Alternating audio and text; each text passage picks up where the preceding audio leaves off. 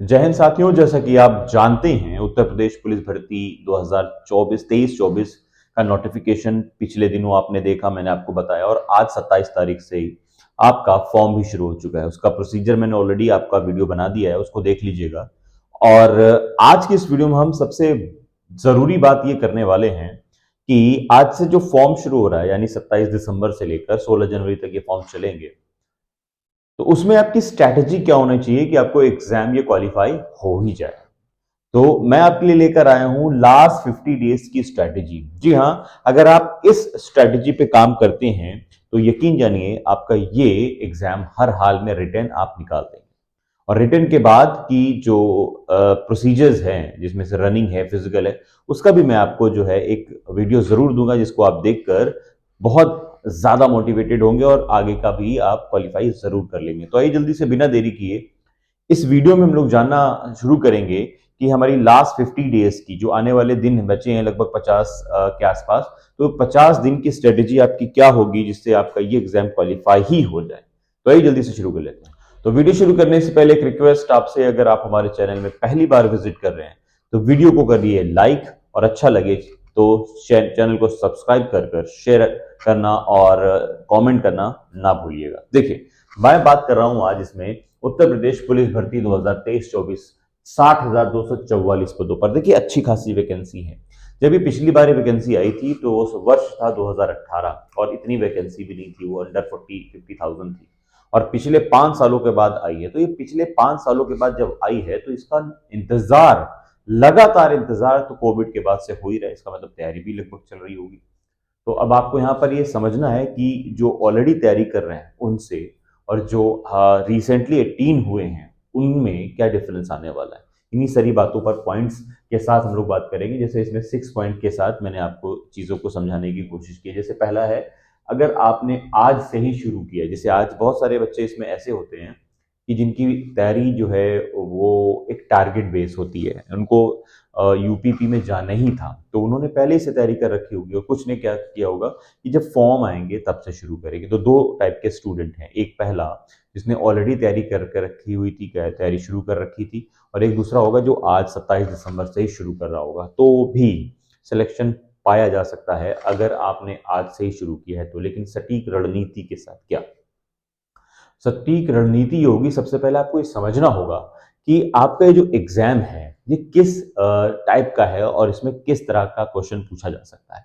इसके लिए मैं आपको पुराना सेट भी दिखाऊंगा और पुरानी कट ऑफ भी दिखाऊंगा। ठीक है, नेक्स्ट वीडियो में। आज ज़्यादा वीडियो लंबा ना होने पर आज मुझे स्ट्रैटेजी बतानी है, फिर अगले वीडियो में आपको कट ऑफ के साथ बात करूंगा कि आपको और भी क्या करना है। देखिए, अगर आप नए हैं, अगर आप पहली बार 18 एज हुई है आपकी, आप पहली बार एग्जाम देने बैठ रहे हैं यूपीपी का, तो आपको ये समझना होगा इसमें जो रिटन एग्जाम है वो क्या है, जरा समझिए। इसमें सिलेबस जो है आपका, इसमें आपके 4 सेक्शंस होंगे, हिंदी, जीएस, मैथ्स और रीजनिंग। ठीक है, जब हम बात करेंगे हिंदी की तो इसमें जो हिंदी के क्वेश्चन होंगे 37। जब आप बात करेंगे जीके जीएस की तो उसके क्वेश्चन होंगे आपके 38। ठीक है, बात करें अगर मैथ्स की तो 19, और रीजनिंग की तो लगभग 55, 56, 57 के आसपास जो है ये फिगर बनता है जाकर रीजनिंग का। तो टोटल मिला लेंगे आप यहाँ पर तो बनेंगे जाकर आपके करीब 150 क्वेश्चन। ये 150 क्वेश्चन में एक क्वेश्चन 2 नंबरों का है तो 300 क्वेश्चन हो गए, और 120 मिनट मिलेगा, मतलब 2 घंटे में आपको ये 300 क्वेश्चन 150 क्वेश्चन करने होंगे। नेगेटिव मार्किंग की बात कर लें तो 1/4 है। नेगेटिव मार्किंग का मतलब होता है सही, अब जब कोई क्वेश्चन गलत कर देते हो तो उसका माइनस मार्किंग होता है सही क्वेश्चन से। ठीक है, तो आपको ये जानना होगा कि यहाँ पर क्या है, इसका सही कट ऑफ भी क्या होगा, सारी चीजें मैं आपको बताने वाला हूँ, सुनिए। ठीक है, तो अगर आपने आज से ही शुरू किया है तो आपको यहाँ पर काम क्या करना होगा कि ये देखना होगा हिंदी, जीएस, मैथ्स, रीजनिंग में आपका सबसे स्ट्रेंथी, सबसे मजबूत जो है सेगमेंट कौन है, सबसे मजबूत पक्ष क्या है। अगर आपकी मैथ सबसे मजबूत है तो आपको मैथ्स पर जो है प्रैक्टिस करनी है और बाकी चीजों को लर्न करना है। या किसी का जीएस बहुत मजबूत है तो बाकी चीजों पे आपको मेहनत करनी है, वो आपको प्रैक्टिस करनी है। मतलब तरीका समझ रहे हैं ना। अगर आपको कुछ भी नहीं आता है, कोई तैयारी नहीं है, तो आपको सबसे पहले क्या करना है कि सबसे पहले दिन रात एक कर आपको क्या करना है, एक हफ्ते के अंदर ये सारे टॉपिक्स क्लियर कर लेने हैं, ज्यादा से ज्यादा जितना हो सके, लगभग 70-80%, ठीक है।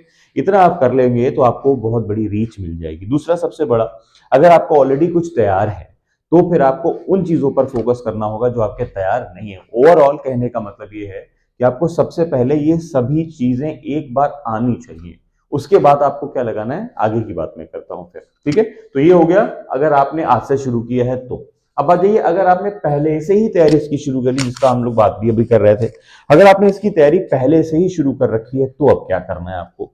अब देखिए क्या करना है, आपको ऑलरेडी नॉलेज है आपको सारी चीजों का, ठीक। अब आपको करना है क्या है, आपको कर लेना है दो चीजें, एक ऑनलाइन सेट कर लेना है आपको, और दूसरा यह है कि आपको ऑफलाइन भी करना है, ठीक है।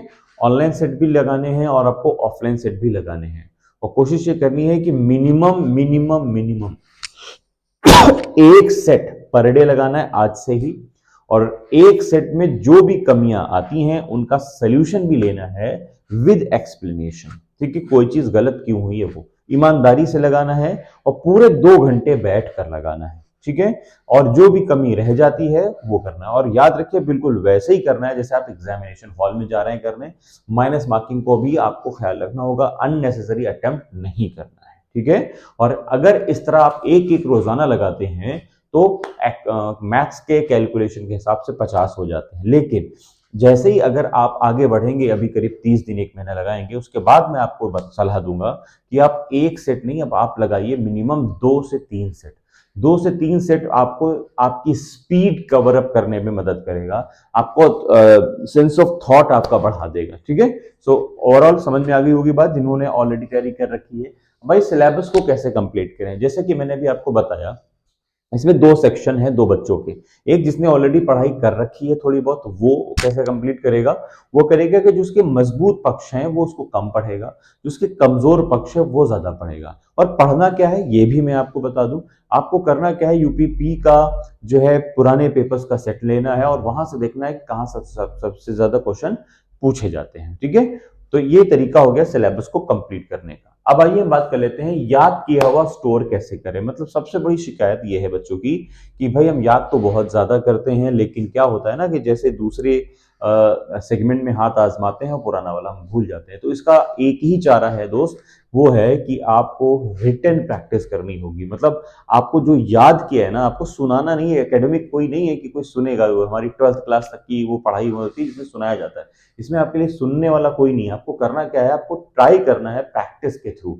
आपको मॉडल पेपर्स लगाने, आपको सेट पेपर्स लगाने, आपको मॉक टेस्ट देने होंगे, तभी आपको याद आएगा। क्योंकि यहाँ पर आपको रियलाइज भी हो जाता है ना कि अगर ये आसपास का आंसर है तब भी आपका काम बन जाता है, आंसर मिल जाता है, ठीक है। आगे बढ़ते हैं, अब बात करेंगे हम 5वें पॉइंट, सिलेक्शन कैसे सुनिश्चित करें अपना। देखिए एक चीज, सबसे बड़ी चीज ये होती है कि पहले आपको ये खुद एहसास होना चाहिए कि वाकई में आप सीरियस हैं या नहीं। अगर आप सीरियस नहीं हैं तो फिर आपके लिए 50 दिन नहीं, अगर 200-400 दिन भी होंगे तब भी सिलेक्शन नहीं होगा।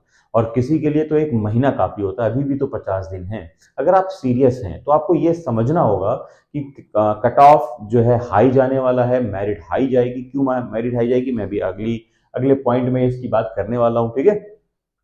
तो अब आपके लिए आसान नहीं रहने वाला है, इसलिए नहीं रहने वाला है क्योंकि 5 साल बाद वैकेंसीज आई हैं, 60,000 फॉर्म भरने वाले, 60,000 बच्चों का मतलब जॉब्स हैं, पोस्ट हैं इसमें, और करीब 25 से 30 लाख फॉर्म पड़ने वाला है। बाहर के स्टेट्स के भी बच्चे आएंगे, और दूसरी सबसे बड़ी बात यह है, जो यूपीएसआई में रह गए थे कुछ ही नंबरों से, वो भी अटेम्प्ट करेंगे पक्का, ठीक है। तो इन सभी चीजों को लेकर मैं आपसे ये सलाह दूंगा कि आपको ये पता करना होगा आपका सीरियसनेस है या नहीं।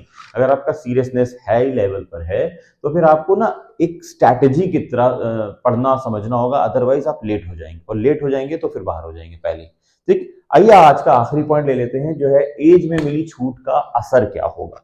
देखिए एज में मिली हुई छूट का जो असर होगा वो 100% पड़ने वाला है। जैसे अभी तक क्या था कि एज जो है छूट नहीं थी जनरल कैटेगरी के लिए, ईडब्ल्यूएस के लिए, लेकिन ऑलरेडी बच्चों में थी। मतलब दूसरी जो कास्ट है जैसे एससी एसटी ओबीसी उसमें छूट थी, लेकिन जनरल कैटेगरी में तो नहीं थी, तो ईडब्ल्यूएस में नहीं थी। अब होगा क्या कि अब बच्चे यहाँ पर भी आएंगे। अब जिनकी एज 25 नहीं हुई है 1 जुलाई 2023 तक, तो वो भी अटेम्प्ट करने वाले हैं। इसका मतलब अब जो 22 साल के थे, अब अगर उनकी 23-24 भी है और 25 नहीं हुई है, तो भी अटेम्प्ट कर रहे हैं, तो भीड़ आ गई ना, अब भीड़ आएगी तो कट ऑफ अपने आप हाई चला जाएगा। तो अब क्या करना है आपको, आपको करना क्या है, आपको तैयारी और जबरदस्त करनी है। तो कुछ लोग तो वैसे भी खुश नहीं होंगे कुछ लोगों की एंट्री लेने से, और कुछ लोगों की एंट्री लेने से जो है वो खुश होंगे। तो ये सारी चीजें जो होता है ये ह्यूमन नेचर है, लेकिन हमको आपको सबको एक नेचर और समझना चाहिए, वो है इंसानियत का, कि सबका भला तो अपना भला। ठीक है, तो इसलिए आज के इस वीडियो में मैंने उम्मीद की है कि सभी स्ट्रैटेजी अगर आप फॉलो करते हैं, लास्ट 50 डेज की स्ट्रैटेजी है, तो आपको यकीन जानिए बहुत ज्यादा फायदा होने वाला है। अगर आप जीरो लेवल पे भी शुरू करते हैं तो भी मैंने आपको इस वीडियो में बताया कि आप कैसे कर सकते हैं। अगर आपके पास कुछ नॉलेज है, कुछ कुछ ऐसा है जिसको आपको जो है आगे कैरी फॉरवर्ड करा देगा, तो भी मैंने आपको बताया। तो उम्मीद है ये वीडियो में बहुत कुछ आपको मिला होगा सीखने को, समझने को। वीडियो अच्छा लगा हो तो लाइक करिए, चैनल को सब्सक्राइब करके शेयर करना ना भूलिएगा, ताकि आप सभी जैसे नए और या पुराने बच्चे जो हैं उनको भी ये नॉलेज हो और समझें और आगे बढ़ें और नौकरी पाएं। वीडियो कैसा लगा कमेंट करके अपनी राय जरूर दीजिएगा, और मिलते हैं अगली वीडियो में जिसमें आपको मिलने वाला है कुछ नया। जय हिंद।